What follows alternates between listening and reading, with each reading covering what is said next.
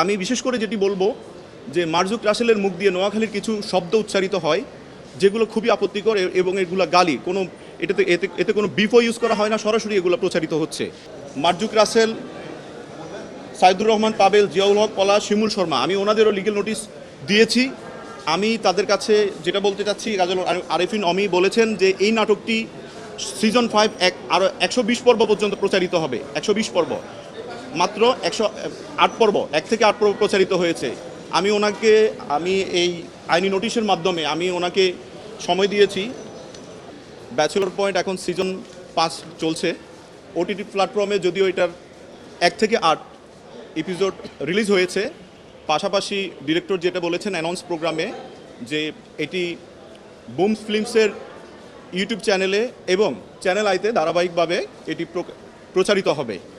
কিন্তু আমার যেটি নজরে এসেছে নাগরিক হিসেবে, যেটা আমাকে খুবই হতাশ করেছে এবং আহত করেছে, সেটি হচ্ছে বুম ফিল্মসের ফেসবুক পেজে এই নাটকের কিছু খণ্ডিত অংশ ট্রেলার আকারে এসেছে এবং সেখানে আমি দেখেছি অসংখ্য আপত্তিজনক অশালীন ডায়লগ সেখানে এই নাটকে আছে, যেটি আমাদের বাংলাদেশের যে দুটি আইন, জাতীয় অনলাইন গণমাধ্যম নীতিমালা এবং জাতীয় সম্প্রচার নীতিমালার বহির্ভূত, যেটি আমাদের তরুণদের যে নীতি নৈতিকতা বা তাদের স্বাভাবিক আচরণ, যেটি আমরা বহু বছর ধরে আমাদের যে সংস্কৃতি, পারিবারিক শিক্ষা, সামাজিক মূল্যবোধ, সেটিকে ব্যাপকভাবে বাধাগ্রস্ত করছে বলে আমি মনে করছি।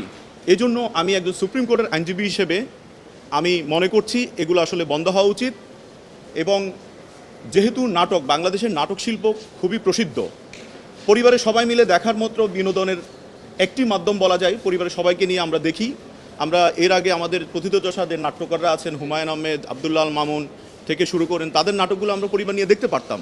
কিন্তু আমাদের এই নাটকগুলো আমরা দেখতে পারি না, কারণ অশালীন ডায়লগ নিয়ে। আঞ্চলিক যে ভাষাগুলো, সেটি কিন্তু আমাদের ভাষার অলংকার, কিন্তু আঞ্চলিকতার মধ্যেও কিছু গালি আছে, সেগুলোকে তুলে আনার তো কোনো মানে হয় না। সেগুলো অভিনেতারা, আমি বিশেষ করে যেটি বলবো যে মার্জুক রাসেলের মুখ দিয়ে নোয়াখালীর কিছু শব্দ উচ্চারিত হয় যেগুলো খুবই আপত্তিকর এবং এগুলো গালি, এতে কোনো বিফও ইউজ করা হয় না, সরাসরি এগুলো প্রচারিত হচ্ছে, যেটি আমি মনে করি এটা শিশুদের, কোমলমতি শিশুদের, যেহেতু এখন ইউটিউব, ফেসবুকে সবাই ঢুকে, সবাই সেখানে প্রবেশ করে এবং কন্টেন্টগুলো দেখে। আরেকটি কথা, বিশেষ করে 14ই জুন 2025 কাজল আরিফিন অমি একটি সাক্ষাৎকার দিয়েছিলেন, বাংলাদেশের একটি জনপ্রিয় জাতীয় দৈনিকে একটি সাক্ষাৎকার দিয়েছেন। সেখানে তিনি বলেছেন, ব্যাচেলর পয়েন্ট আমি আগে বানাতাম বিশ্ববিদ্যালয়ের ছাত্রছাত্রীদের জন্য, কিন্তু বর্তমানে ব্যাচেলর পয়েন্ট আমি বানাই সবার জন্য, বাচ্চা থেকে মুরব্বী সবাই ব্যাচেলর পয়েন্ট দেখেন। আমি কোড আনকোড আমি ওনার সাক্ষাৎকারে এই কথাটা বলছি। জাতীয় অনলাইন গণমাধ্যম নীতিমালা 2017 এবং জাতীয় অনলাইন গণমাধ্যম নীতিমালা 2014 3, 4 ও 6 নং অনুচ্ছেদ সরাসরি এখানে চলে আসে, এটাকে লঙ্ঘন করা হচ্ছে। অর্থাৎ বিনোদন হতে হবে সুস্থ ধারার, আমাদের যে সামাজিক মূল্যবোধ সেগুলোকে।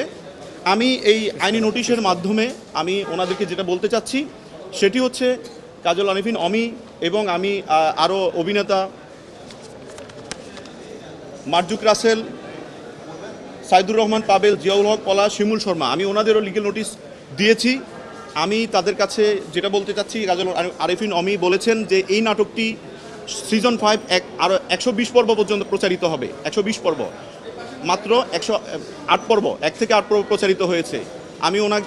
আমি এই আইনি নোটিশের মাধ্যমে আমি ওনাকে সময় দিয়েছি, 7 দিনে সময় দিয়েছি, যে আপনি অবশ্যই এই অশালীন সংলাপগুলো আপনি প্রত্যাহার করে নেবেন, ওখান থেকে এই ক্লিপগুলো সরিয়ে নেবেন এবং ভবিষ্যতে বাকি পর্বগুলো প্রচারের ক্ষেত্রে আপনি অবশ্যই এই বিষয়গুলো মাথায় রাখবেন এবং অনলাইন নীতিমালাগুলো বা আইন কানুনের প্রতি আপনি শ্রদ্ধাশীল থাকবেন। না হলে আমি আপনাদের বিরুদ্ধে আমি পরবর্তী আইনগত পদক্ষেপ নিতে বাধ্য হব।